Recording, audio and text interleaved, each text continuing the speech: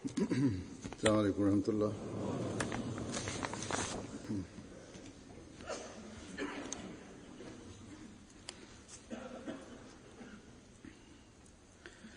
أشهد أن لا إله إلا الله وحده لا شريك له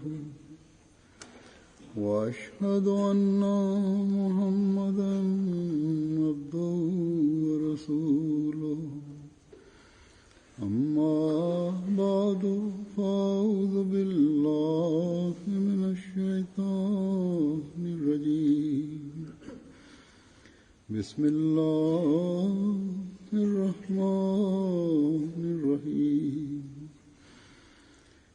الحمد لله رب العالمين الرحمن الرحيم مالك يوم الدين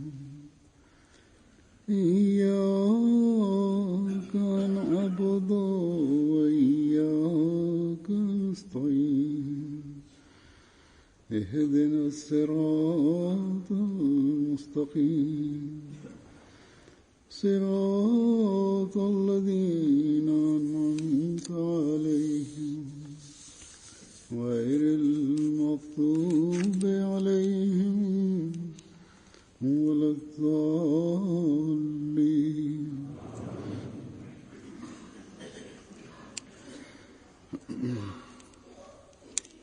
ஹதரத் மஸீஹ் மவ்ஊத் அலைஹிஸ்ஸலாமுடைய சஹாபாக்களின் சம்பவங்களை நாம் கேட்கும் போதும் அவர்களது நல்லியல்பு, உண்மையை கண்டறிவதில் இருந்த ஆர்வம், அவர்களது உயிர் பொருள் ஆகியவற்றை தியாகம் செய்வதில் இருந்த ஆர்வம் மற்றும் முயற்சி, ஹதரத் மஸீஹ் மவ்ஊத் அலைஹிஸ்ஸலாம் மீது இருந்த பேரன்பு, பிரியம் மற்றும் அவரவரது புரிதலுக்கு ஏற்ப அவர்களின் துடிப்பு மற்றும் அதன் வெளிப்பாடுகள் ஆகியவை தென்படுகின்றன. சுருக்கமாக இந்த பின்னோர்கள்தான் முன்னோர்களுடன் இணைவதற்கான தமது கடமையை நிறைவேற்றுவதற்காக முயற்சி செய்பவர்களாக இருந்தனர். ஒவ்வொருவருக்கும் ஒரு தனித்துவம் இருந்தது. அவர்களை பார்ப்பவர்கள் நெருக்கமான தொடர்பு கொண்டவர்களும் கூட அந்த சஹாபாக்களின் தகுதி நிலை, அவர்களது நல்லொழுக்க நிலையிலிருந்து தத்தமது கோணத்தில் அறிவுரையை பெற்றனர் அல்லது சில விஷயங்களில் தீர்வினை பெற்றனர். ஹதரத் முஸ்லிம் மவ்ஊத் ரலியல்லாஹு அன்ஹு சுயம் சஹாபாக்களில் ஒருவராக இருந்தார்கள். கிட்டத்தட்ட எல்லா சஹாபாக்களையும் அல்லது யாரை பற்றிய சம்பவங்களை எல்லாம் கூறுகிறார்களோ அவர்கள் அனைவருடனும் அன்னாருக்கு தனிப்பட்ட தொடர்பும் இருந்தது. அன்னார் சஹாபாக்களின் சம்பவங்களை குறித்து பேசியவாறு, அதிலிருந்து தீர்வினை பெற்றவாறு போதனையும் செய்யும் பொழுது அந்த போதனைகளுக்கு உள்ளத்தில் ஒரு சிறப்பான தாக்கமும் ஏற்படுகிறது. சிலவேளை நாம் சில சம்பவங்களிலிருந்து ஓர் அம்சத்தை எடுக்கிறோம், ஆனால் நாம் ஆய்வு செய்யும் போது பல்வேறு கோணங்கள் தென்படுகின்றன. ஒரே சம்பவம் பல்வேறு கோணத்தில் அறிவுரையாக அமைந்து விடுகிறது. உதாரணமாக மௌலவி புர்ஹானுத்தீன் சாப் ஜஹலமியுடைய சம்பவம் ஹதரத் முஸ்லிம் மவ்ஊத் ரலியல்லாஹு அன்ஹு தமது கோணத்தில் விளக்குகிறார்கள். அவரது பையத் சம்பவம் இதுவாகும். மௌலவி புர்ஹானுத்தீன் சாப் ஹதரத் மஸீஹ் மவ்ஊத் அலைஹிஸ்ஸலாம் அவர்களை முதலாக சந்தித்தது கூட ஒரு நகைச்சுவையான சம்பவம் என்று ஹதரத் முஸ்லிம் மவ்ஊத் குறிப்பிடுகிறார்கள். அவர் கூறி வந்தார், நான் காதியான் வந்தேன். அப்போது ஹதரத் மஸீஹ் மவ்ஊத் அலைஹிஸ்ஸலாம் குர்தாஸ்பூரில் இருந்தார்கள். எனவே அங்கு சென்றேன். ஹதரத் மஸீஹ் மவ்ஊத் அலைஹிஸ்ஸலாம் தங்கியிருந்த வீட்டின் ஒரு புறத்தில் தோட்டம் இருந்தது. ஹாமித் அலி மர்ஹூம் வாசலில் அமர்ந்திருந்தார்கள். இதை அதாவது மௌலவி புர்ஹானுத்தீன் சாப் கூறுகிறார்கள். ஹாமித் அலி சாப் மர்ஹூம் அவர்கள் மௌலவி சாஹிப்பை உள்ளே செல்வதற்கு அனுமதிக்கவில்லை. கூறுகிறார்கள், நானோ சத்தமில்லாமல் வாசல் வரை வந்துவிட்டேன். மெதுவாக கதவை திறந்து பார்த்தேன். ஹஜ்ரத் சாப் நடந்து கொண்டிருந்தார்கள். விரைவாக நீண்ட அடியெடுத்து வைத்து நடந்து கொண்டிருந்தார்கள். முன்னரும் கூட இந்த சம்பவத்தை கேட்டுள்ளோம். மௌலவி சாப் கூறுகிறார்கள், நான் விரைவாக பின்பக்கம் திரும்பிவிட்டேன். இம்மனிதர் உண்மையாளர் என்று விளங்கிவிட்டேன். விரைவாக நடக்கிறார். நிச்சயமாக இவர் தூரமான இலக்கை சென்று சேர வேண்டியுள்ளது. எனவேதான் வேகமாக நடக்கிறார். ஹதரத் முஸ்லிம் கூறுகிறார்கள், ஒருவர் வஹாபியாக இருந்து கொண்டு, அதாவது மௌலவி புர்ஹான் சாப் வஹாபியாக இருந்தார்கள். வஹாபியாக இருந்து கொண்டு இவ்வாறு எண்ணுவது மிகவும் வியப்புக்குரியதாகும். பொதுவாக வஹாபிகள் காய்ந்து போனவர்களாக இருப்பார்கள், கடின சித்தம் உடையவர்களாக இருப்பார்கள். இப்போது பாருங்கள், அல்லாஹ் தஆலா மௌலவி சாஹிபிற்கு உண்மையை கண்டறிய வைக்கவிருந்தான். அவர்களுக்கு எந்த திருக்குர்ஆன் ஆதாரத்தையும் புரிய வேண்டிய எண்ணம் வரவில்லை, அல்லது எந்த ஹதீஸையும் புரிய வேண்டும் என்ற எண்ணமும் வரவில்லை, அல்லது வேறு எந்த ஆதாரத்தையும் புரிய வேண்டிய எண்ணம் வரவில்லை. வஹாபிகள் ஹஜ்ரத் நபி ஸல்லல்லாஹு அலைஹி வஸல்லம் அவர்களுக்கு பிறகு வஹி இல்ஹாம் நின்றுவிட்டது என்ற தீவிர கொள்கையை கொண்டவர்கள். பிறகு இன்னொரு கருத்தும் உண்டு. நவுது பில்லா, நபி வலி ஆகியோருக்கெல்லாம் நம்மை விட என்ன மேன்மை இருக்கிறது? நபியும் கூட மனிதர்தான், வலியும் கூட மனிதர்தான். இவர்களின் இந்த தவறான கருத்தை மறுத்தவாறு சிறு விளக்கமும் தருவேன். சிலர் இது குறித்து அறியாமல் இருக்கலாம். ஓரிடத்தில் ஹஜரத் மஸீஹ் மவ்ஊத் அலைஹிஸ்ஸலாம் கூறுகிறார்கள், நபிமார்களின் இருப்பும் கூட ஒரு மழையாக இருக்கிறது. அவர்கள் உயர்தரமான ஒளிமிக்க இருப்பு ஆவார்கள். அவர்கள் சிறப்புகளின் தொகுப்பு ஆவார்கள். நபிமார்களுக்கு அவற்றுள் பல பர்க்கத்துகள் உள்ளன. எனவே வஹாபிகள் அவர்களை தம்மை போன்றே நினைப்பது அநீதியாகும். அவுலியா மற்றும் நபிமார்கள் மீது அன்பு காட்டுவது மூலம் ஈமானிய ஆற்றல் வளர்கிறது. இது ஒரு சிறப்பான விஷயமாகும். எவ்வாறு இருப்பினும் ஹஜரத் மௌலவி புர்ஹானுத்தீன் சாபுடைய நல்லியல்பு காரணமாக ஹஜரத் மஸீஹ் மவ்ஊத் அலைஹிஸ்ஸலாமுடைய விரைவான நடையை கூட அவர்களது உண்மைக்கு அடையாளமாக கருதினார்கள். அல்லாஹ் தஆலாவுடைய சிறப்பான பார்வை ஹஜரத் மௌலவி சாப் மீது பட்டது. அதுவன்றி சிலர் இருக்கிறார்கள், சான்றினை கேட்டுவிட்டும் அடையாளத்தினை கண்டும் கூட நம்புவதில்லை. எல்லா வஹாபிகளுமே கடினமான உள்ளம் கொண்டவர்கள்தான் என்று கருதுவதும் சரியில்லை. ஆப்பிரிக்காவில் ஆயிரக்கணக்கானோர் ஹஜரத் மஸீஹ் மவ்ஊத் அலைஹிஸ்ஸலாமுடைய உண்மையை ஒப்புக்கொண்டு அன்னாரின் பையத்தில் வந்துள்ளார்கள். வஹி இல்ஹாமின் தேவை எப்போதும் உண்டு என்ற உணர்வும் அவர்களுக்கு ஏற்பட்டது. அவுலியா மற்றும் நபிமார்கள் மழையை போன்றவர்கள் என்றும் தெரிய வந்தது. அவர்களது வருகை மூலம் பூமி பசுமையாகிறது. எனவே ஆன்மீக பசுமைக்காக இல்ஹாம் தொடர்வதும் அவசியமாகும். பிறகு ஹஜரத் சேட் அப்துல் ரஹ்மான் சாப் மதராசியுடைய ஒரு சம்பவத்தை கூறுகிறார்கள். அன்னாரது களப்பற்ற தூய்மை மற்றும் தியாகம் பற்றியது. சேட் அப்துல் ரஹ்மான் சாப் மதராசி அவர்கள் ஹஜரத் மஸீஹ் மவ்ஊத் அலைஹிஸ்ஸலாமுடைய காலத்தில் அஹ்மதியானவர்கள். பெரும் களப்பற்ற தூய்மை கொண்டவர்கள், நல்ல தப்லீக் செய்பவர்கள். அன்னாரது ஒரு சம்பவத்தை ஹஜரத் மஸீஹ் மவ்ஊத் அலைஹிஸ்ஸலாம் மிகவும் வேதனையுடன் சொல்லி வந்தார்கள். ஹஜரத் முஸ்லிம் மவ்ஊத் கூறுகிறார்கள், எனக்கும் இந்த சம்பவம் நினைவுக்கு வருகிறது. அவர்களுக்காக துஆ செய்யும் தூண்டுதல் ஏற்படுகிறது. ஆரம்ப காலத்தில் அன்னாரின் பொருளாதார நிலை மிகவும் நன்றாக இருந்தது. அப்போது அன்னார் மார்க்கத்துக்காக பெரும் தியாகம் செய்து வந்தார்கள். 300, 400, 500 ரூபாய்கள் வரை மாதந்தோறும் சந்தா அனுப்பி வந்தார்கள். இறைவனது வல்லமையால் அன்னார் தொழில் ரீதியான சில தவறுகளை, அதாவது தவறான முடிவுகளை எடுக்க நேரிட்டது.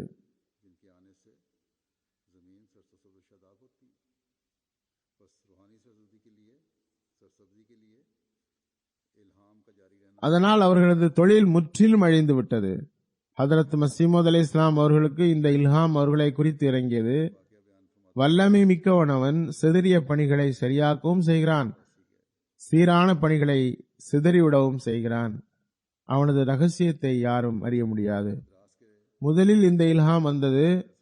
இதன் முதல் வரிகளான வல்லமை மிக்கவன் சிதறிய பணிகளை சரியாகவும் செய்கிறான் என்பதன் மூலம் சேட் சாஹிபினுடைய சரிந்த தொழில் மீண்டும் சரியாகும் என்று புரிந்து கொள்ளப்பட்டது.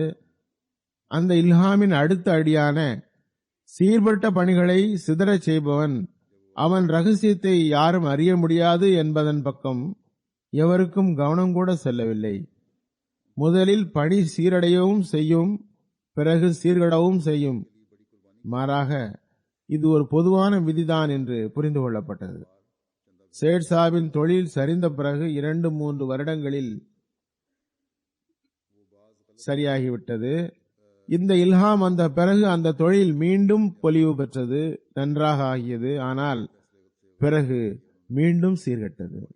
எந்த அளவுக்கு நிலைமை ஆனதென்றால் சில வேளை உண்ண குடிக்க கூட அவரிடம் ஒன்றுமில்லாமல் ஆனது. ஒரு நாள் ஹதரத் மஸீஹ் மவ்ஊத் அலைஹிஸ்ஸலாம் மிகவும்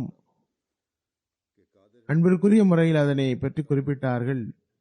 சேட் அப்துல் ரஹ்மான் ஹாஜி அல்லா ரக்கா சாஹிபுடைய கலப்பற்ற தூய்மை எத்தகைய வலியதாக இருந்தது. 500 ரூபாய் அந்த நேரத்தில் அன்னார் அனுப்பியிருந்தார்கள். அதனை பற்றி அப்போது பேச்சு வந்தது.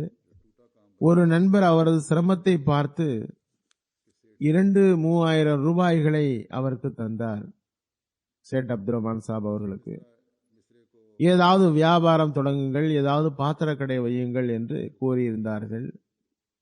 அதிலிருந்து 500 ரூபாயை எடுத்து ஹதரத் மஸீஹ் மவ்ஊத் அலைஹிஸ்ஸலாமுக்கு அனுப்பினார்கள் சேட் அப்துல் ரஹ்மான் சாப் மதராசி.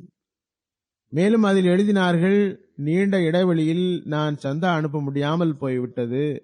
எனது தன்மானம் அதற்கு இடம் தரவில்லை. இறைவன் எனக்கு ஒரு தொகையை அனுப்பியதும் மார்க்கத்திற்காக சிறிது தருகிறேன். இவ்வாறு மார்க்கத்திற்காக அன்னாரது கலப்பற்ற தூய்மை மிகப்பெரியதாக இருந்தது.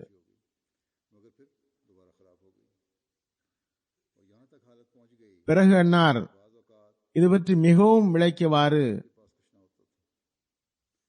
அன்னாருக்கு பொருள் தியாகத்தினை குறித்த வேதனை எந்த அளவுக்கு இருந்தது, எந்த அளவுக்கு வேதனையுடன் தந்தார்கள், கொடுக்க முடியாத போது எந்த அளவுக்கு நிம்மதி இழந்தார்கள், என்ன நிலைமை அவர்களுக்கு ஏற்பட்டது, இதனை மற்றவர்களிடம் எவ்வாறு அவர்கள் வெளிப்படுத்தினார்கள் என்பதை பற்றி ஹதரத் முஸ்லிம் மவ்ஊத் கூறுகிறார்கள். ஏற்கனவே குறிப்பிட்டது போன்று அன்னாரது பொருளாதார நிலை மிகவும் மோசமாகிவிட்டது. சில நண்பர்கள் அன்னாருக்கு உதவி செய்தார்கள். ஏற்கனவே குறிப்பிடப்பட்டது போன்று சில நேரங்களில் சாப்பிடுவதற்கு கூட பைசா இல்லாமல் ஆகிவிட்டது. ஒரு நாள் ஹதரத் மஸீஹ் மவ்ஊத் அலைஹிஸ்ஸலாம் அவர்கள் பெயருக்கு ஒரு அஹ்மதி அல்லாதவரின் மணி ஆர்டர் வந்தது. அதில் எழுதப்பட்டிருந்தது, சேட் அப்துல் ரஹ்மான் சாப் எனது பெரும் நண்பர். எனக்கு அவரை பற்றி மிகவும் நல்ல அபிப்பிராயம் உண்டு. அவரை நான் பெரும் சான்றோராக கருதுகிறேன். நான் அவரது கொள்கையை ஏற்பவன். அந்த அஹ்மதி அல்லாதவர் எழுதுகிறார், ஒரு நாள் நான் அவரை மிகவும் துக்கமுடையவராக கண்டேன். அதாவது சேட் சாஹிபை துக்கத்தில் ஆழ்ந்தவராக கண்டேன். அதன் காரணம் கேட்டபோது என்னிடம் பணம் இருந்தபோது ஹதரத் மஸீஹ் மவ்ஊத் அலைஹிஸ்ஸலாம் அவர்களிடம் மார்க்கத்திற்காக பணம் அனுப்பினேன். இப்போது அனுப்ப முடியவில்லை என்றார்கள். அவரது பேச்சை கேட்டு எனது இயல்பில் பெரும் தாக்கம் ஏற்பட்டது. நான் இறைவனிடம் வாக்குறுதி அளித்து விட்டேன், நான் மாதந்தோறும் 200 அல்லது 300 ரூபாய் அனுப்புவேன் என்று.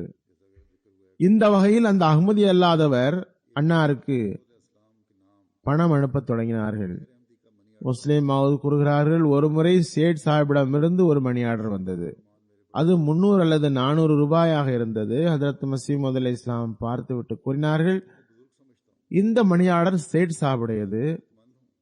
அவரது பொருளாதார நிலையே மிகவும் மோசமாக உள்ளது. எவ்வாறு இந்த பணத்தை அனுப்பினார்? பிறகு அவரது கடிதம் வந்தது, சேட் சாஹிபுடைய கடிதம். அதில் எழுதியிருந்தார்கள், எனக்கு கொஞ்சம் கடன் ஆகிவிட்டது.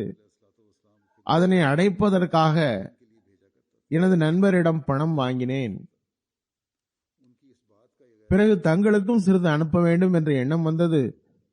சிறிது கடனை அடைத்தேன், சிறிது உங்களுக்கும் அனுப்புகிறேன். இதுவே அவரது களப்பற்ற தூய தகுதியும் தியாக உணர்வும் ஆகும். பிறகு ஓரிடத்தில் ஹதரத் முஸ்லிம் மவ்ஊத் ஹதரத் மஸீஹ் மவ்ஊத் அலைஹிஸ்ஸலாமுடைய காலத்தை பற்றி குறிப்பிட்டவாறு, எவ்வாறு அன்னாரது வாதத்திற்கு பிறகு மசீமௌத் ஆவார்கள் என்றும் அதன் அடிப்படையில் நபியும் ரசூலும் ஆவார்கள் என்பது பற்றியும், ஹதரத் நபி ஸல்லல்லாஹு அலைஹி வஸல்லமுடைய அடிமை என்ற முறையில் இந்த தகுதி கிடைத்ததே தவிர தமது தகுதியின் அடிப்படையில் அல்ல என்றும், பின்னரும் கூட முஸ்லிம்களில் பெரும்பாலார் அன்னாரை எதிர்த்தார்கள் என்றும் எழுதுகிறார்கள். இப்போதும் கூட அந்த காட்சியை பார்க்கிறோம். ஹதரத் முஸ்லிம் மவ்ஊத் எழுதுகிறார்கள், அன்னார் எல்லா மார்க்கத்தை சார்ந்தவர்களுக்கும் அறைகூவல் விடுத்தார்கள். ஹதரத் மஸீஹ் மவ்ஊத் அலைஹிஸ்ஸலாம் அதன் காரணத்தினால் கிறிஸ்தவர்களும் இந்துக்களும் கூட அன்னாருக்கு எதிராகிவிட்டார்கள். ஹதரத் மஸீஹ் மவ்ஊத் அலைஹிஸ்ஸலாம் அவர்களை கீழ்மைப்படுத்த மிகவும் முயற்சிக்கப்பட்டது. அன்னார் மீது வழக்குகள் தொடுக்கப்பட்டன. தொடர்ந்து 3 மாதங்கள் வரை பொதுவான அரசு விடுமுறைகளை தவிர மற்ற நாட்களில் பல மணி நேரங்களில் நீதிமன்றத்தில் நிற்க நேரிட்டது. ஒரு நாள் மஜிஸ்ட்ரேட் தனது பகமையின் காரணத்தினால் அன்னாருக்கு தண்ணீர் குடிக்க கூட அனுமதி வழங்கவில்லை. ஹதரத் முஸ்லிம் மவ்ஊத் கூறுகிறார்கள், நாம் இன்று இந்த விஷயங்களை மறந்துவிட்டோம். ஆனால் அக்காலத்தில் மாசற்ற மக்களுக்கு அது பெரும் சோதனையாக இருந்தது. ஒருபுறம் அவர்கள் இறைவனது வாக்குறுதியை கேட்டிருந்தனர், மன்னர்கள் உமது ஆடையிலிருந்து பரக்கத்தை தேடுவர், உன்னை ஏற்காதவர்கள் உலகில் தாழ்ந்த சமுதாயங்கள் போன்று ஆகிவிடுவர் என்று. மறுபுறம் பார்த்தனர், சாதாரணமாக 400-500 ரூபாய் சம்பளம் வாங்குகின்ற மஜிஸ்ட்ரேட் அன்னாரை நிறுத்தி வைக்கிறார். தண்ணீர் கூட குடிக்க அனுமதி தரவில்லை.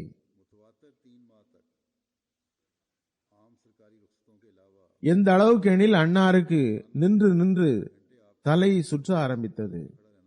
கால்கள் சோர்ந்து போயின.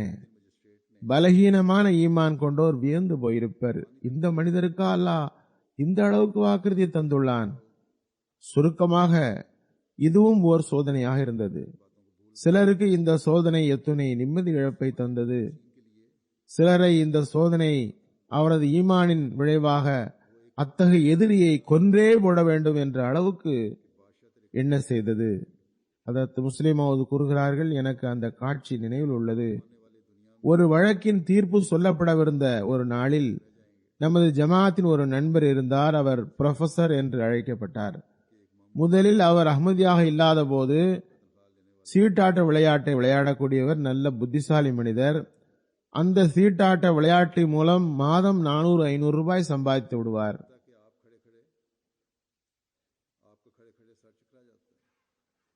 ஆனால் அஹ்மதியானதும் அவர் அந்த வேலையை விட்டுவிட்டார். இதுவும் அஹ்மதிகளுக்கு ஒரு அறிவுரையாகும். சூதாட்ட வழக்கம் முன்னர் இருந்தது. அஹ்மதியானதும் அதனை விட்டுவிட்டார். சாதாரண கடை வைத்தார். அவருக்கு ஹதரத் மஸீஹ் மவ்ஊத் அலைஹிஸ்ஸலாமிடம் நல்ல பேரன்பு இருந்தது. ஏழ்மையை மிகவும் மாசற்ற தூய்மையுடன் சகித்துக் கொண்டார். அவரது மாசற்ற தூய்மைக்கு ஒரு உதாரணம் கூறுகிறேன் என்று ஹதரத் முஸ்லிம் மவ்ஊத் கூறுகிறார்கள். அம்மனிதர் லாகூர் சென்று ஒரு கடை வைத்தார். வாடிக்கையாளர்களுக்கு தப்லீக் செய்வார். அதன் காரணமாக சண்டையிடுவார். ஹதரத் மஸீஹ் மவ்ஊத் அலைஹிஸ்ஸலாமுக்கு எதிராக யாராவது கூறினால் சண்டைக்கு போய்விடுவார். ஒருமுறை ஹாஜா கமாலுத்தீன் ஹதரத் மஸீஹ் மவ்ஊத் அலைஹிஸ்ஸலாமிடம் இது பற்றி புகார் செய்தார். ஹதரத் மஸீஹ் மவ்ஊத் அலைஹிஸ்ஸலாம் அம்மனிதரிடம் அன்புடன் கூறினார்கள், புரொஃபசர் சாஹிப், மென்மை கடைபிடிக்குமாறு தான் நமக்கு கட்டளை. இறைவனது போதனை அதுதான். ஹதரத் மஸீஹ் மவ்ஊத் அலைஹிஸ்ஸலாம் புரிய வைத்துக் கொண்டிருக்கும் பொழுது ஹதரத் மஸீஹ் மவ்ஊத் அலைஹிஸ்ஸலாம் புரிய வைத்துக் கொண்டே சென்றார்கள். புரொஃபசர் சாஹிபுடைய முகம் சிவந்து கொண்டே சென்றது. மரியாதையின் காரணமாக இடையில் எதுவும் கூறவில்லைதான். ஆனால் அனைத்தையும் கேட்டுவிட்டு கூறினார், நான் இந்த போதனையை ஏற்க முடியாது. தாங்கள் தங்களது பீர் பற்றி, அதாவது ஹதரத் நபி ஸல்லல்லாஹு அலைஹி வஸல்லம் பற்றி ஒரே ஒரு வார்த்தை சொல்லிவிட்டால் கூட நீங்கள் முபாஹலாவுக்கு தயாராகி விடுகிறீர்கள், புத்தகங்கள் எழுதிவிடுகிறீர்கள். பிறகு எமது பேர் பற்றி திட்டுபவர்களை ஏசுபவர்களை பார்த்துவிட்டு நாங்கள் மௌனமாக இருக்க வேண்டும் என்று எங்களிடம் மட்டும் கூறுகிறீர்களே. முஸ்லிம் மவ்ஊத் கூறுகிறார்கள், வெளிப்படையாக பார்த்தால் இது மரியாதையின்மையாக உள்ளது. ஆனால் அதன் மூலம் அவரது பேரன்பை கண்டிப்பாக புரிய முடிகிறது. எவ்வாறு இருப்பினும் வழக்கு பற்றி கூறி வந்தேன். மஜிஸ்ட்ரேட் தீர்ப்பு கூற வேண்டிய இருந்தது. தீர்ப்பை கூற வேண்டிய நேரம் வந்ததும் மஜிஸ்ட்ரேட் நிச்சயமாக தண்டனை தரப்போகிறார் என்ற உறுதி ஏற்பட்டது. கைது செய்யும் தண்டனை கூட தருவது தூரமான ஒன்றல்ல என்று கருதப்பட்டது. தூய மக்கள் உள்ளத்தில் ஒரு நிமிடம் கூட அன்னார் கைது செய்யப்படுவார்கள் என்ற எண்ணம் வர முடியாமல் இருந்தது. அந்த நாளில் நீதிமன்றத்தின் சார்பாகவும் அதிகமாக எச்சரிக்கை நடவடிக்கைகள் மேற்கொள்ளப்பட்டிருந்தது. காவலும் அதிகமாக இருந்தது, போலீஸ் அதிகமாக இருந்தார்கள். ஹதரத் மசீமது அலைஹிஸ்ஸலாம் நீதிமன்றத்தின் உள்ளே சென்றார்கள். புரொஃபசர் சாஹிபை நண்பர்கள் வெளியே நிறுத்தி வைத்தார்கள். ஏனெனில் அவரது இயல்பில் வேகம் இருந்தது. புரொஃபசர் சாஹிப் ஒரு பெரிய கல்லை ஒரு மரத்தடியில் ஒளித்து வைத்திருந்தார். ஹதரத் முஸ்லிம் மவ்ஊத் ரலியல்லாஹு அன்ஹு கூறுகிறார்கள், ஒரு பைத்தியக்காரர் கத்துவதை போன்றும் தாரை தாரையாக கண்ணீர் வடித்தவாறும் அவர் மரத்தடியை நோக்கி ஓடினார். அங்கிருந்து கல்லை எடுத்தவாறு தன்னை அறியாமல் நீதிமன்றத்தை நோக்கி ஓடினார். ஜமாத்து மக்கள் அவரை வழியில் தடுத்திருக்காவிட்டால் மஜிஸ்ட்ரேட்டினுடைய தலையை உடைத்திருப்பார். மஜிஸ்ட்ரேட் கண்டிப்பாக தண்டனை தந்து விடுவார் என்று அவர் நினைத்து விட்டார். அந்த எண்ணத்தின் தாக்கத்தால் மஜிஸ்ட்ரேட்டை தாக்க முனைந்து விட்டார். இத்தகைய நிலையில் சிலரது எதிர் நடவடிக்கைகள் இவ்வாறு ஆகிவிடுகிறது. பலகீனமான ஈமான் உள்ளவர்களோ முர்த்ததாகி விடுகிறார்கள். ஏற்கனவே கூறப்பட்டது போன்று அத்தகைய நிலை இருந்தது மாசற்ற தூயவர்களின் ஈமானில் அதுவே அதிகரிப்பை ஏற்படுத்துகிறது. ஆனால் மிகவும் உணர்ச்சி வசப்படக்கூடிய புரொஃபசர் சாப் போன்றவர்கள் உணர்ச்சி வசப்படக்கூடியவர்களாகவும் கோபம் கொள்பவர்களாகவும் பழிவாங்கும் சிந்தனை உள்ளவர்களாகவும் இருப்பவர்கள் சுயம் பழிவாங்கிவிட யோசிக்கிறார்கள். ஆனால் ஹதரத் மஸீஹ் மவ்ஊத் அலைஹிஸ்ஸலாமுடைய போதனைதான் நமக்கு முன்மாதிரியும் செயல் குறிப்பேடுமாகும். அதனை நினைவில் கொள்ள வேண்டும். பொறுமை மற்றும் விவேகம் ஆகியவற்றை நாம் பயன்படுத்த வேண்டும். இன்றும் இதுபோன்ற சம்பவங்கள் நடக்கின்றன. இறுதி முடிவு அல்லாஹ் நமக்கு அறிவித்தபடியே நடக்கும் இன்ஷா அல்லாஹ். பொறுமை மற்றும் துஆவினை பயன்படுத்துபவர்கள் அதன் காட்சியை இன்ஷா அல்லாஹ் காண்பர். சில நாட்களை பற்றி சிலருக்கு எண்ணம் ஏற்படுகிறது. இன்ன நாள் நல்ல நாள், இன்ன நாள் தீய நாள் என்றும், இன்ன நாளில் பயணம் செய்யுங்கள், இன்ன நாளில் பயணம் செய்யாதீர்கள் என்றும் கூறுகின்றார்கள். என்னிடம் சிலர் இது குறித்து கேள்வி கேட்கின்றனர். ஹதரத் மஸீஹ் மவ்ஊத் அலைஹிஸ்ஸலாமுடைய சில மேற்கோள்களையும் எடுத்துக்காட்டி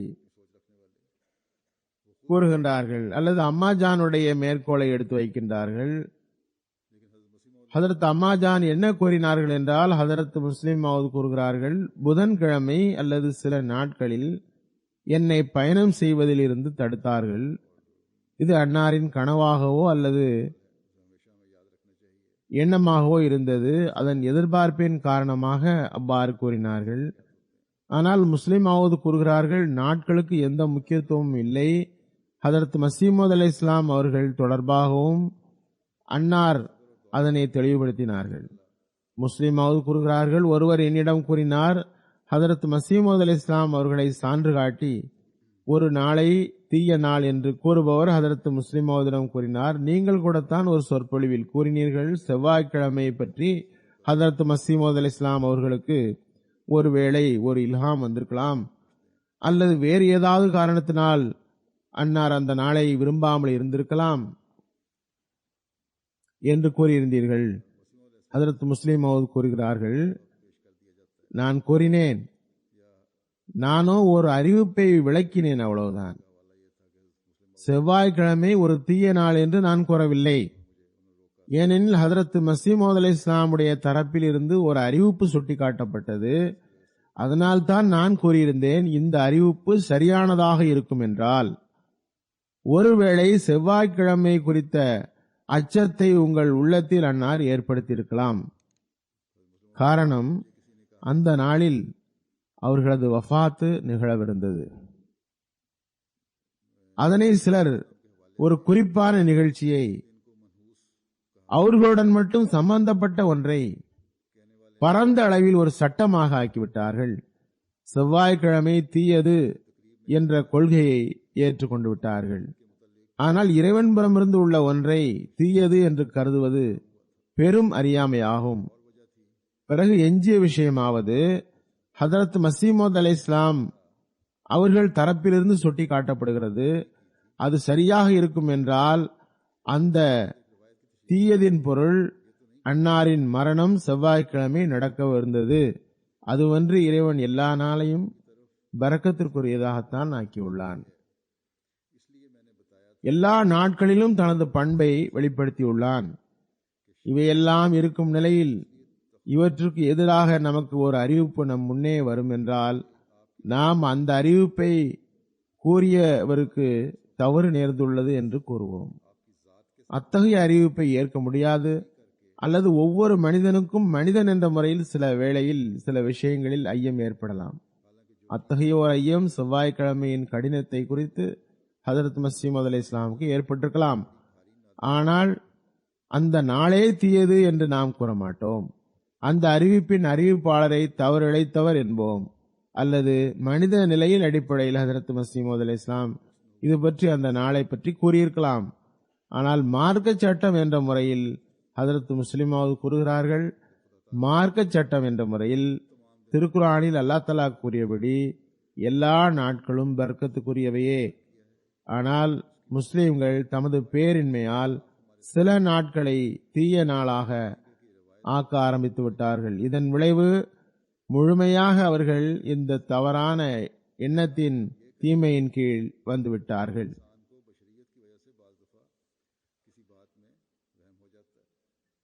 சிலர் தமது எளிமையில் அளவுக்கு அதிகமாக போய்விடுகின்றனர். அது பற்றி ஒரு சம்பவம். சிலர் தமது கொள்கையில் கடுமையை காட்டுகின்றார்கள். இது போன்ற இயல்புடைய இரு மனிதர்கள் ஒன்று சேர்ந்தனர். இந்த சம்பவத்தை குறிப்பிட்டவாறு ஹதரத் முஸ்லிம் மவுத் கூறுகிறார்கள், எனக்கு நினைவுண்டு, ஹதரத் மசீமது அலை இஸ்லாமுடைய காலத்தில் ஒரு மனிதர் ஹாஃபிஸ் முகமது சாப் பெஷாவரை சார்ந்தவர், திருக்குர்ஆனை மனனம் செய்தவர், மிகவும் ரோஷமுடைய அஹ்மதி. எனது கருத்தின்படி இவர் அஹ்லே ஹதீஸ் பிரிவில் உணர்ச்சி பூர்வமான முறையில் இருந்து வந்துள்ளார். எனவே இவரது இயல்பில் கடுமை காணப்பட்டது. ஒரு முறை மாநாட்டுக்கு வந்திருந்தார். காதியானிலிருந்து திரும்பிக் கொண்டிருந்தார். வழியில் இறைவனது அச்சம் பற்றிய பேச்சு வந்தது. ஒருவர் கூறினார், அல்லாஹ்வுடைய மகத்துவம் பெரியது. நாம் மிகவும் தாழ்ந்தவர்கள், எளியவர்கள். நமது தொழுகையை இறைவன் ஏற்கிறானோ தெரியவில்லை. நமது நோன்பை ஏற்கிறானா இல்லையா என்றும் தெரியவில்லை. நமது ஜகாத் ஹஜ்ஜை ஏற்கிறானா இல்லையா என்றும் தெரியவில்லை. உடனே இன்னொருவர் கூறினார், அல்லாஹ் மகத்துவம் மிக்கவன். நான் பல முறை நான் நம்பிக்கை கொண்டவனா இல்லையா என்று யோசித்துள்ளேன்.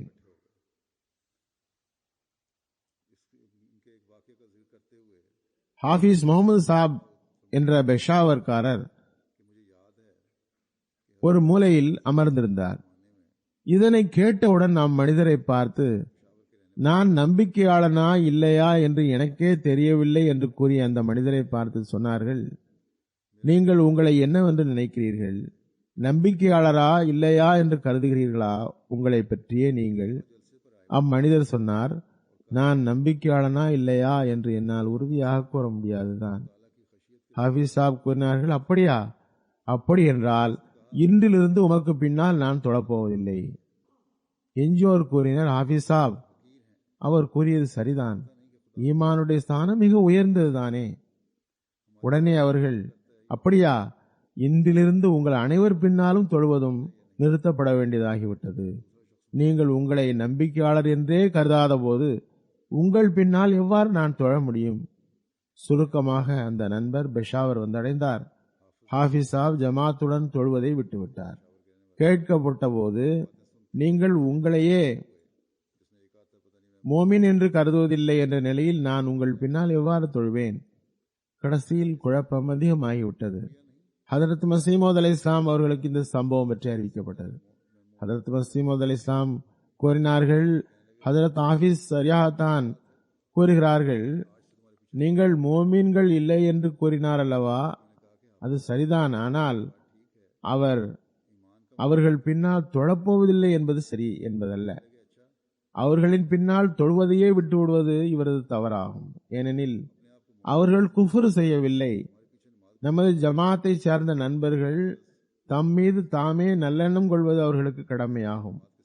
முயற்சியை பொறுத்தவரை ஒருவர் தொடர்ந்து செய்ய வேண்டும், நன்மையில் முன்னேற முயல வேண்டும். ஹஜ்ரத் மஸீஹ் மவ்ஊத் அலைஹிஸ்ஸலாம் கூறினார்கள், அவர்கள் மூமினாக இருப்பதை மறுப்பது தவறான வழியாகும்.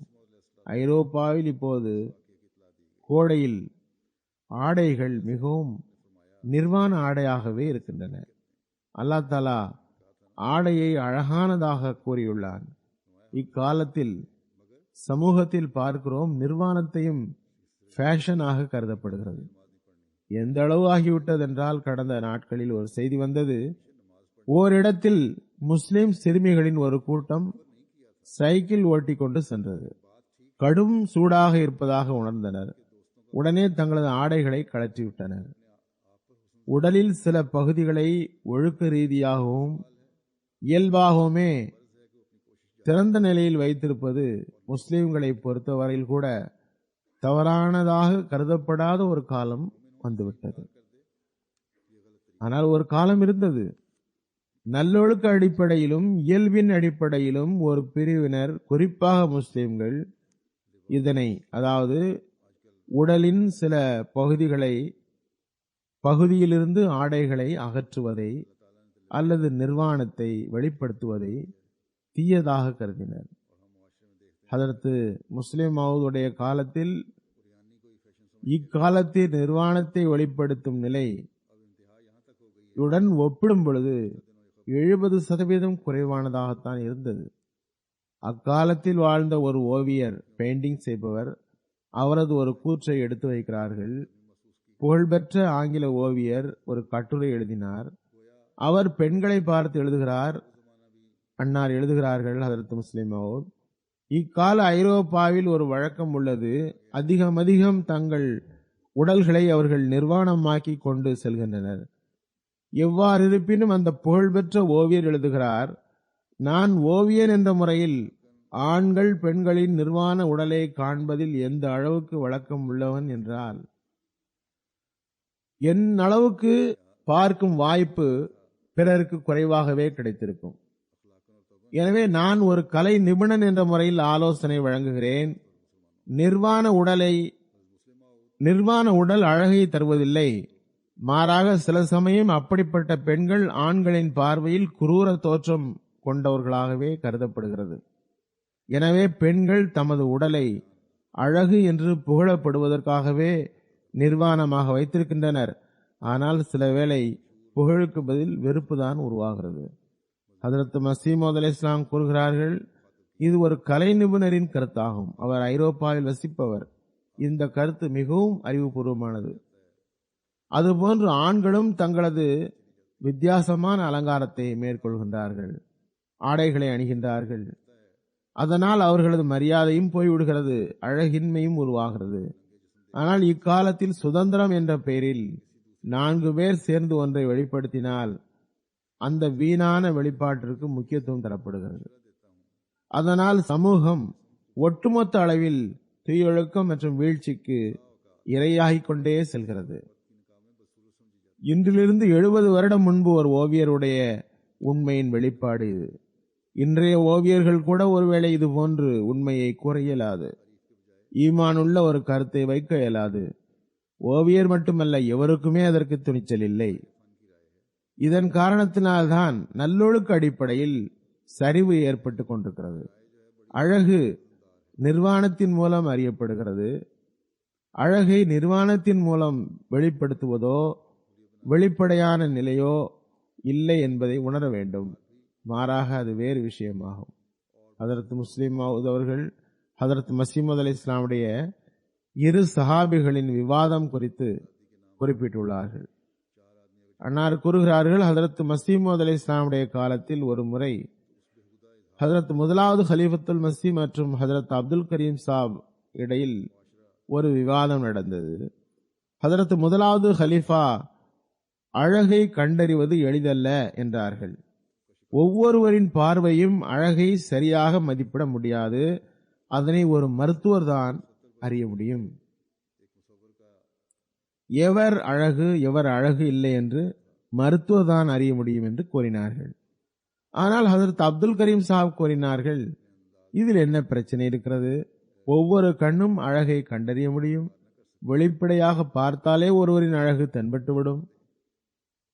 ஹதரத் முதலாவது கலீஃபத்துல் மஸீஹின் கருத்தாவது, ஒவ்வொரு பார்வையும் அழகை கண்டறிகிறது. ஆனால் அதனை அறிவதில் பல தவறுகள் ஏற்பட்டு விடுகின்றன. யதார்த்தத்தில் எது அழகு என்றும் எவர் மேலோட்டமாக அழகாக தெரிகிறார் என்றும் ஒரு மருத்துவர் தான் அறிய முடியும். இந்த உரையாடலில் முதல் கலீஃபா கூறினார்கள், உங்களுடைய பார்வையில் இங்குள்ள யாராவது ஒரு ஆண் அழகாக இருக்கிறார்களா? மௌலை அப்துல் கரீம் சாப் ஒரு இளைஞரின் பெயரை சொன்னார். விவாதம் செய்யப்பட்ட அவ்விளைஞர் தற்செயலாக எதிரில் வந்தார். எனது பார்வையில் இவர் நல்ல அழகானவர் என்று அப்துல் கரீம் சாப் கூறினார்கள். ஹதரத் கலீஃபத்துல் மஸீஹ் கூறினார்கள், உங்களது பார்வையில் தான் இவர் அழகு. உண்மையில் இவரது எலும்பில் குறை இருக்கிறது. வடிவத்தை பார்த்தே அதனை கண்டறிந்து விட்டார்கள். அவரை அருகே அழைத்து அவரிடம், ஹதரத் முதல் கலீஃபா, மியா சற்று உங்கள் சட்டையை உயர்த்துங்கள் என்று கூறவும் அவர் சட்டையை உயர்த்திய போது எந்த அளவுக்கு கோணலான எலும்புகளின் வடிவமைப்பின் கொடூரமான ஒரு காட்சி தென்பட்டதென்றால் அதனை பார்த்து அப்துல் கரீம் சாப் லா ஹவ்ல வலா குவத்த இல்லா பில்லாஹ் என்றார்கள். இவரது உடலில் இப்படி ஒரு குறை இருப்பது எனக்கு தெரியாது என்றார்கள். நான் இவரது முகத்தை பார்த்து இவர் அழகானவர் என்று கருதிவிட்டேன். ஆகவே சில வேளை வெளிப்படையான அழகு தென்படுகிறது, உள்ளுக்குள் அழகு காணப்படுவதில்லை. அல்லாஹ் தஆலா சில குறைகளை மறைப்பதற்காக ஆடையை கட்டளையிட்டுள்ளான் என்றால் சிறிதளவாவது மனிதன் அழகாக இருப்பதற்காக. மனிதனோ அதிலிருந்தும் தூர விலகிக் கொண்டே செல்கிறான்.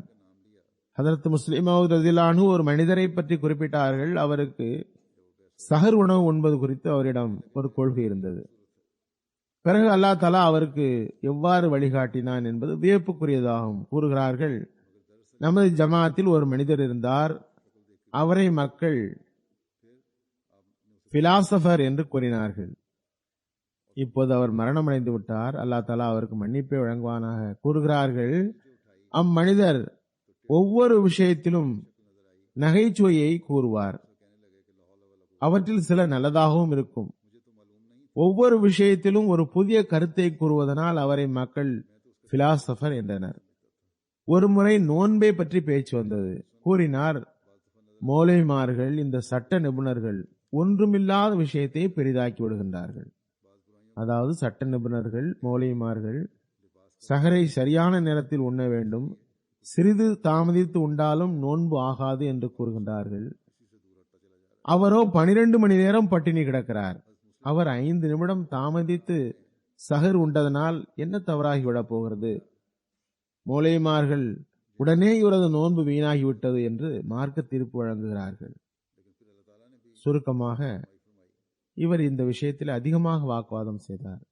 சுபா நேரத்தில் பதற்றத்துடன் முதலாவது கலீஃபாவிடம் வந்தார். இது ஹதரத் மஸீஹ் மவ்ஊத் அலைஹிஸ்ஸலாமுடைய காலமாக இருந்தது. ஹதரத் முதலாவது கலீஃபா அவர்கள் தர்சு கொடுத்து வந்ததனால் அவர்கள் அவையில் மக்கள் அதிகமாக வந்தனர். வந்த உடனேயே கூறினார், இன்று இரவு எனக்கு கண்டனம் செய்யப்பட்டது. அன்னார் என்ன நடந்தது என்று கேட்டார்கள். கூறினார், நான் இரவில் விவாதம் செய்து கொண்டிருந்தேன். மௌலவிமார்கள் தீர்ப்பு செய்கிறார்கள், நோன்பாளி சிறிது தாமதமாக சகர் உணவு உண்டாலும் நோன்பு போய்விடும் என்கிறார்கள். நான் கூறினேன், அம்மனிதரோ 12-14 மணி நேரம் பட்டினி கிடந்திருக்கிறார். இவர் 5 நிமிடம் தாமதமாக சகரி உண்டிருந்தால் என்ன தவறாகிவிடப் போகிறது? இந்த உரையாடலுக்கு பிறகு நான் உறங்கி விட்டிருந்தேன். நான் கனவில் பார்த்தேன், முளைகள் நடப்பட்டிருந்தன. கனவு கண்டவர் நெய்தல் தொழில் செய்பவர். அவரது தொழிலுக்கு ஏற்ப கனவு வந்தது. கூறுகிறார்கள், நான் இருபுறமும் நூல் கண்டை வெட்டி ஒரு புறம் கட்டிவிட்டு மற்றொரு புறம் கட்டுவதற்காக எடுத்து செல்லும் போது அம்முளையில் அருகில் 2 அளவு இருக்கும்போது நூல் முடிந்து விட்டது. நான் மீண்டும் மீண்டும் இழுத்து கட்டுவதற்காக முயன்றும் வெற்றி பெற முடியவில்லை. எனது எல்லா முயற்சிகளும் மண்ணில் விழுந்து வீணா போகிறது என்று கருதினேன். எனவே நான் எனக்கு உதவிக்கு யாராவது வாருங்கள் என்று அலறத் தொடங்குகிறேன். 2 விரல் அளவுக்கு குறைந்ததில் எனது எல்லா நூலும் போய்விட்டது, நூல் கெட்டுப் போகிறது என்று நான் சப்தம் போட்டவாறு இருக்கும் பொழுது கண் திறந்துவிட்டது. நான் விழித்ததும் புரிந்தேன், இந்த கனவின் மூலம் இறைவன் எனக்கு மார்க்க சட்டத்தை புரிய வைத்துள்ளான். 2 விரல் அளவு இடைவெளியில் நூல் வீணாகிவிடும் பொழுது நோன்பில் 5 நிமிடம் தூரத்தை பற்றி கூறுகிறீர்கள். எவ்வாறு நோன்பு நிலைநிற்க முடியும்? மனிதனின் இயல்பில் அவன் தனியாக இருக்க முடியாது, எங்காவது ஓரிடத்தில் தன்னை இணைத்தாக வேண்டும். இதனை ஹதரத் முஸ்லிம் மவுத் ஓரிடத்தில் விளக்குகிறார்கள். ஹதரத் மசீமோத் அலைஹிஸ்ஸலாம் ஓரிடத்தில் கூறினார்கள், ஒரு சபையில் பேச்சு வந்தது.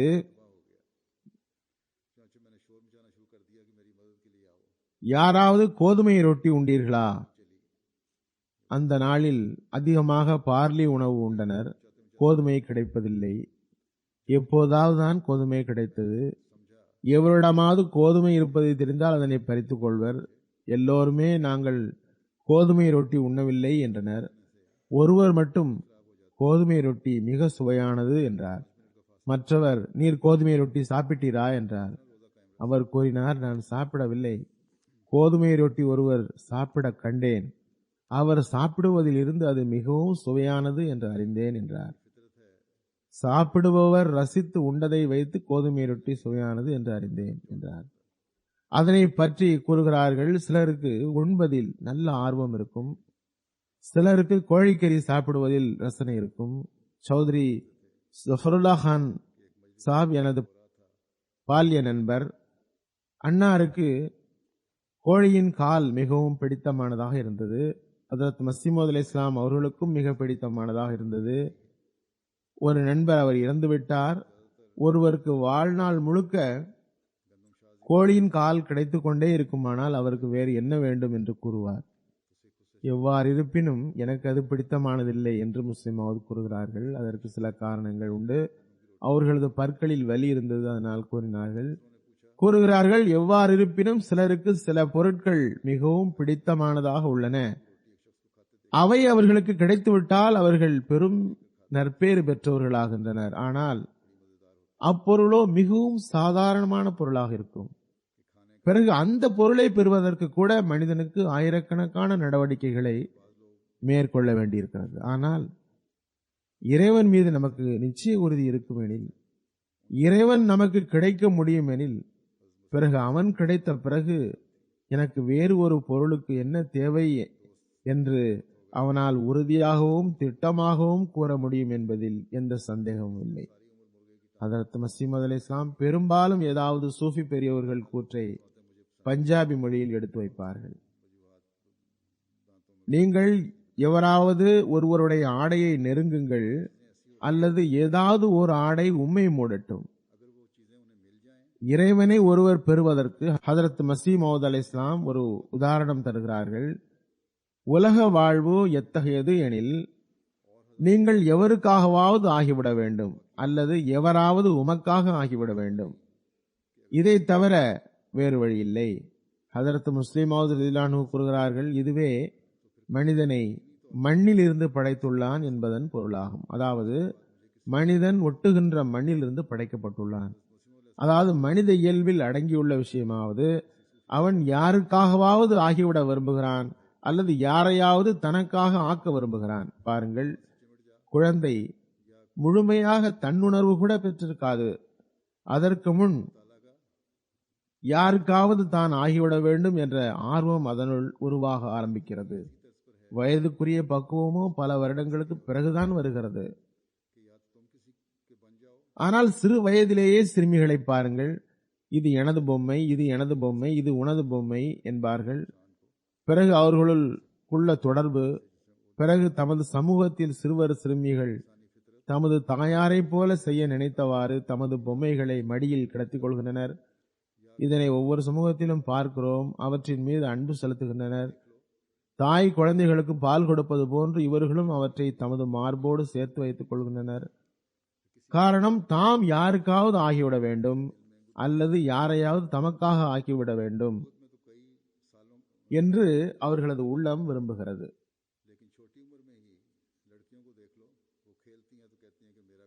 அதுபோன்று சிறுவர்களை பாருங்கள், கல்யாணம் ஆகும் வரை எப்பொழுதும் தமது தாயாரின் அருகில் இருக்கின்றார்கள்.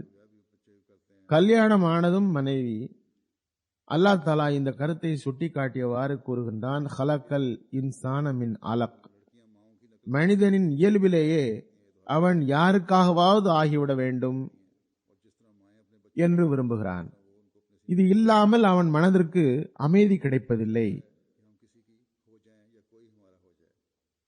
யாருக்காகவாவது ஆகிவிடுவதற்கு மிகச்சிறந்த வழி, அதனால் மார்க்கம் மற்றும் உலகம் இரண்டும் கிடைத்து விடுகிறது என்றால் அது மனிதன் அல்லாஹ்வுக்காக ஆகிவிட வேண்டும் என்பதுதான்.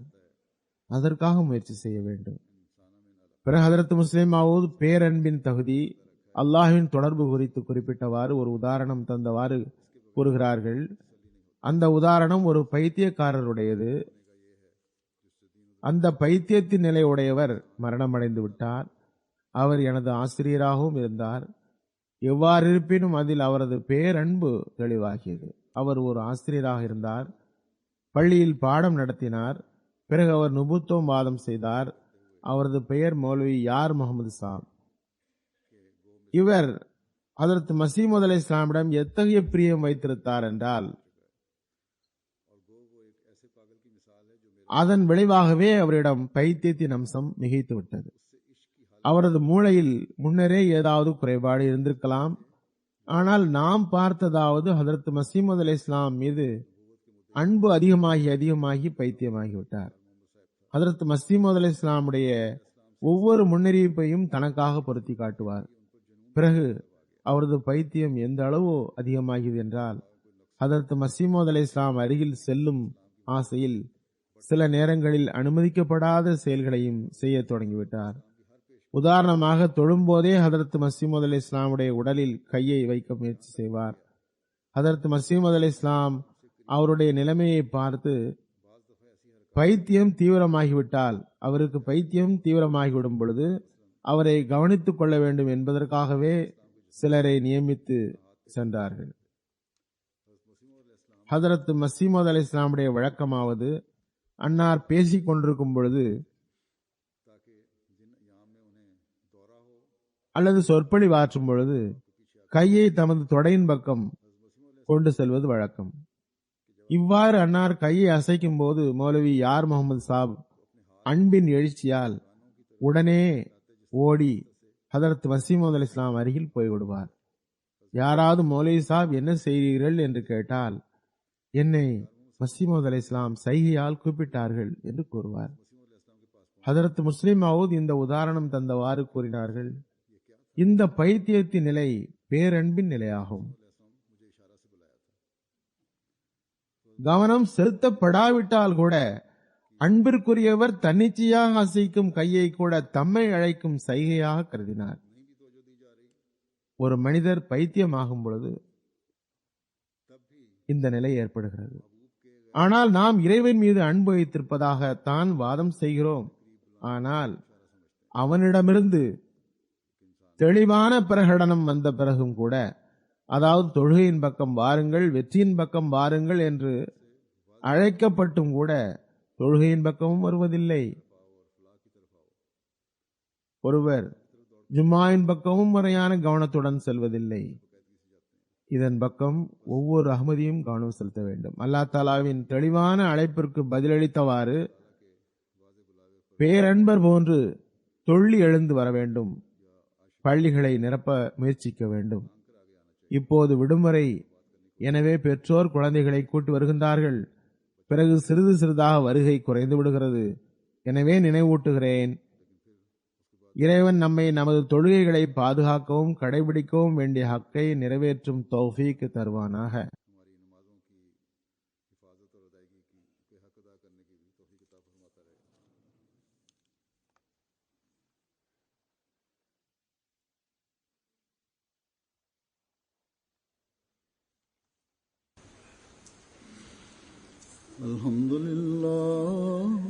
الحمد لله نحمده ونستعينه ونستغفره ونؤمن به ونتوكل عليه ونعوذ بالله من شرور أنفسنا ومن سيئات أعمالنا من يهده الله فلا مضل له ومن يضلل فلا هادي له ونشهد أن لا إله إلا الله ونشهد أن محمدا عبده ورسوله عباد الله رحمكم الله إن الله يأمر بالعدل والإحسان